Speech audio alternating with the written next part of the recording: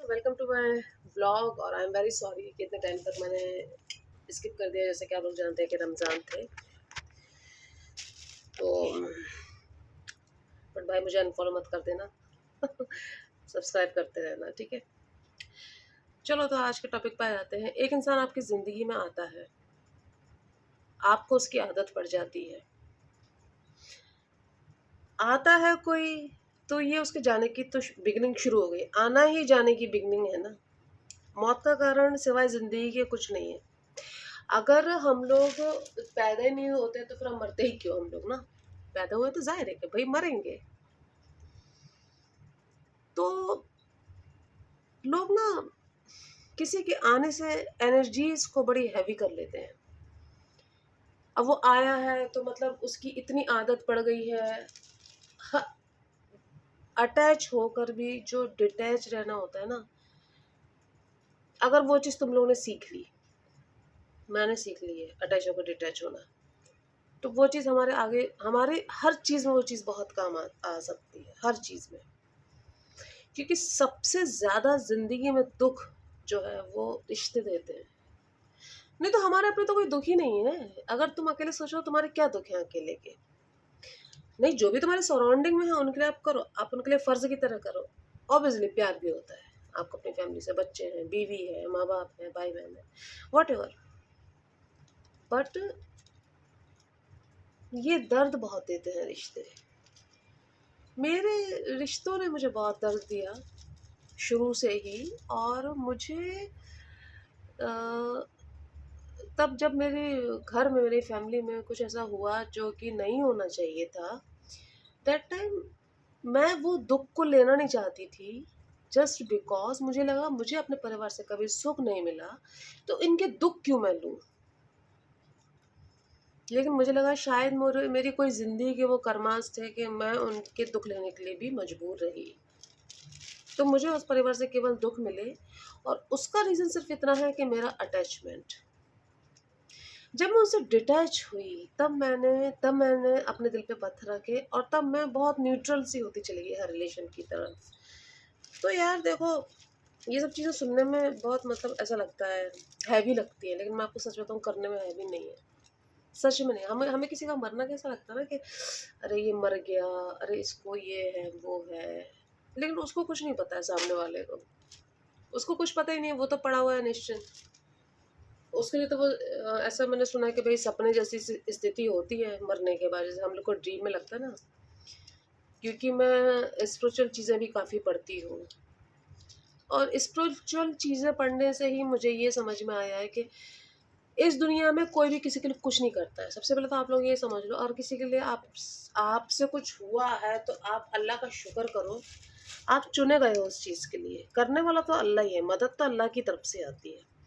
आप ज़रिया हो, और अगर आप ज़रिया नहीं बन पा रहे हो तो फिर आप थोड़े-से परेशान हो सकते हो। ये परेशान होने वाली बात है। और कोशिश करो कि किसी की खुशी का सबब बनो, अच्छे का सबब बनो।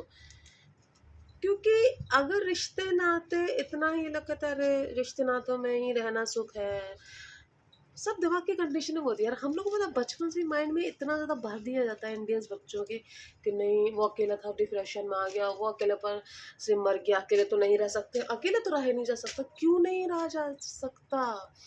दैट्स वाई फॉरेन कंट्री में बच्चों को 14 साल से अलग कर दिया जाता है, क्योंकि कुदरत का यही नियम है। चिड़िया भी अपने बच्चों को घोंसले से गिरा देती है। उड़ो आप, उड़ो जाओ, कुछ भी करो, जब तक था तब तक किया। हम इंसान में थोड़ी फीलिंग्स, थोड़ी हमारा माइंड थोड़ा सा जटिल होता है। हम इंसान में थोड़ी फीलिंग्स पावरफुल होती ज़रूर है, लेकिन कैसा होता है ना कि उसका मतलब ये नहीं छाती से चिपका के रखे हुए हैं अपने बच्चे को, बिल्कुल कहीं दूर जाने नहीं दे रहे काम के लिए। अटैच होकर भी डिटैच रहो। और रही शादी की बात, तो शादी भी मुझे लगता है कि ऐसे ही इंसान से हमेशा करो जिसके साथ रहकर भी आप अकेले रहो। ये बात तो बहुत अजीब है ना सुनने की, लेकिन ये बिल्कुल हकीकत है। क्योंकि आपको शुरू में तो बड़ा अच्छा लगेगा अगर कोई आपके सर पे एकदम सवार है, आपके लिए बड़े पजेसिव है, आपके खाने-पीने का हर चीज़ का ध्यान रख रहा है। लेकिन एक वक़्त आता है कि इंसान की ज़िंदगी में हर चीज़ नॉर्मल हो जाती है। विश्व सुंदरी भी है, आज जिसके घर में है वो तो वो उसके लिए नॉर्मल है। हमारे लिए वो स्टिल विश्व सुंदरी है, क्योंकि हमारा उनसे आमने-सामने से कोई वास्ता नहीं है। पर जिनकी वो फैमिली मेंबर हैं, उनके लिए वो नॉर्मल है। आप एक गाड़ी लो, आपको कितने दिन तक खुशी देगी? नॉर्मल हो जाओगे आप कुछ टाइम के बाद, आपको उसकी आदत पड़ जाएगी। आप कितना महँगा कपड़ा ले लो, कब तक आपको खुशी देगा? आदत पड़ जाएगी। तो उसी तरह से मैं जानती हूँ मैं अपने टॉपिक से भटक रही हूँ बार-बार, लेकिन क्या होता है टॉपिक के लिए ये सब बहुत स्टेबिलिटी के साथ बोलने के लिए ना लिखना होता है, और मैं स्क्रिप्टेड कुछ नहीं बोलती हूँ। मेरे बस ज़हन में जो आता है मेरे दिल से सच्ची बातें निकलती हैं। स्क्रिप्टेड में तो फिर वो नकलीपन आ जाएगा ना। तो हर चीज़ देखो माइंडसेट होता है हर चीज़ का। तो अब अपने बच्चों को भी सिखाओ यार, है ना? हम लोग को तो नहीं सिखाया हमारे पेरेंट्स ने। आदत डाल दी, आस-पड़ोस में हो तो घुल-मिल के रहो। मिलो, घुलो-मिलो, पर इतना मत घुलो-मिलो यार कि आपके लिए वो लोग आफ़त बन जाएँ। आप देख लेना दुनिया ऐसी होती है, चाहे आस-पड़ोस हो, चाहे रिश्तेदार हो, चाहे आज की दुनिया हो, चाहे से 100 साल पहले की दुनिया हो। आप ज़्यादा किसी में को लिफ्ट दोगे ना, तो आपको आदमी आपके परिवार में घुसेगा, आपके इसमें घुसेगा, आपकी ज़िंदगी में घुसेगा, आपकी पर्सनल चीज़ों में घुसेगा। फिर एक टाइम पर ऐसा आएगा कि आपके पहनने-ओढ़ने पे भी रोक लगाने लगेगा वो। और जब आप लिमिटेड रिलेशन रखते हो कि हाँ, वक़्त ज़रूरत पे आप खड़े हो, वो आपके लिए खड़े हैं, आप उनके लिए खड़े हो, हाय हेलो हो रही है, ठीक है, ज़्यादा नहीं जाने का, है ना? तो फिर वो आपसे कुछ बोल नहीं सकता कि आपने क्या पहना, कि आपने ऐसा क्यों खाया, कि आपने वैसा क्यों खाया, कि आपने ऐसा क्यों किया? नहीं बोल सकता ना वो। आप लिफ्ट दोगे तभी बोलेगा ना इंसान, चुपके-चुपके बोल लेगा, सामने नहीं बोलेगा। तो इसीलिए सबके साथ सोशल में, फैमिली में अटैच होकर भी डिटैच रहो, ये बहुत ज़रूरी है, नहीं तो पता बहुत दर्द होता है।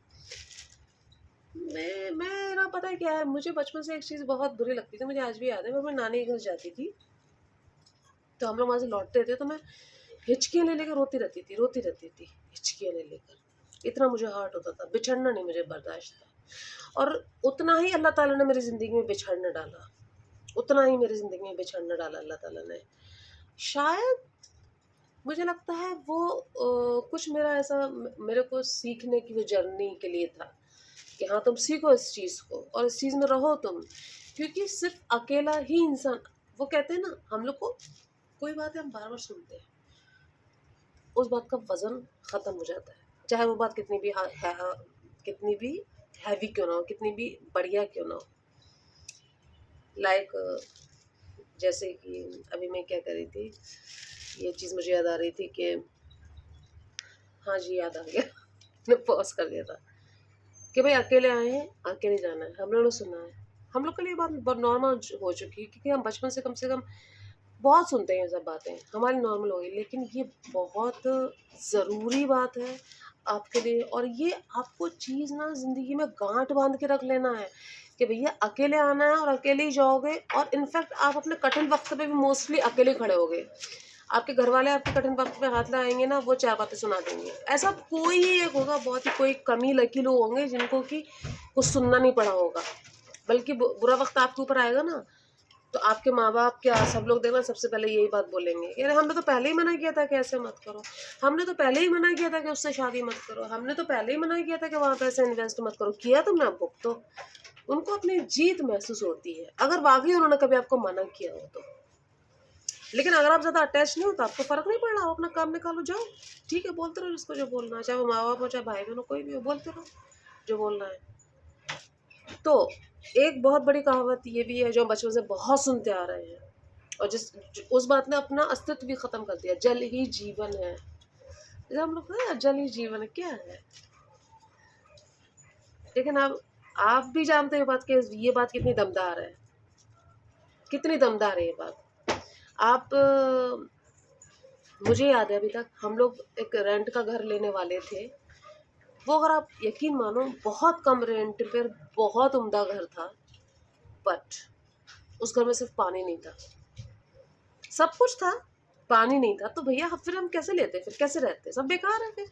और पानी होता तो 10 मुश्किलें भी होती तो हम वहाँ पे रह लेते। आप समझ रहे हो ना?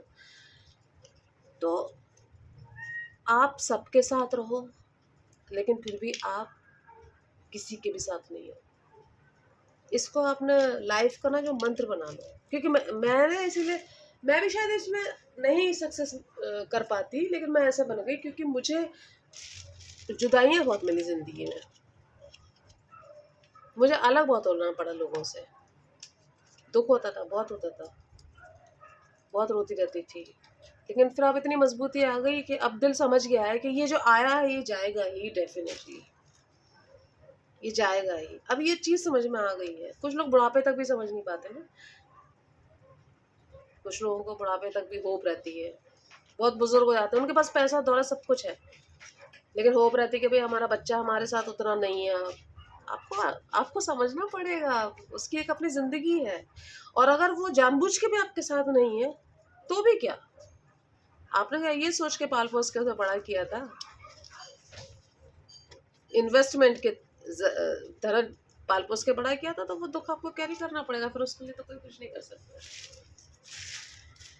तो अब ये व्लॉग मेरा 10 मिनट का हो चुका है। अभी मैं एक धांसू सा टॉपिक फिर से खोज कर एक बेहतरीन व्लॉग बना रही हूँ आप लोगों के लिए, और देखते रहिए, प्यार देते रहिए। और सॉरी यार, माफ़ कर देना, अनफॉलो मत कर देना यार, मुझे सब्सक्राइब कर लो। ऐसा नहीं कि ऐसा मत कि छोड़ के भाग जाना कि ये तो बनाती नहीं है, बनाऊंगी। अब एक टॉपिक मैं ना डेली सोच के रखूँगी, क्योंकि कोई ऐसा टॉपिक जिससे कि कई लोगों की ज़िंदगी बदल सके, थोड़ा मुश्किल से निकल पाते हैं।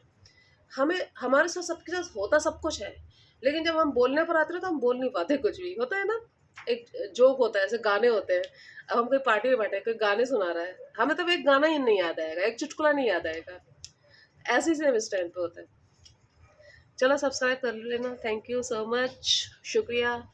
और जिन लोगों ने देखा है, प्यार दिया, बहुत बहुत धन्यवाद, थैंक यू।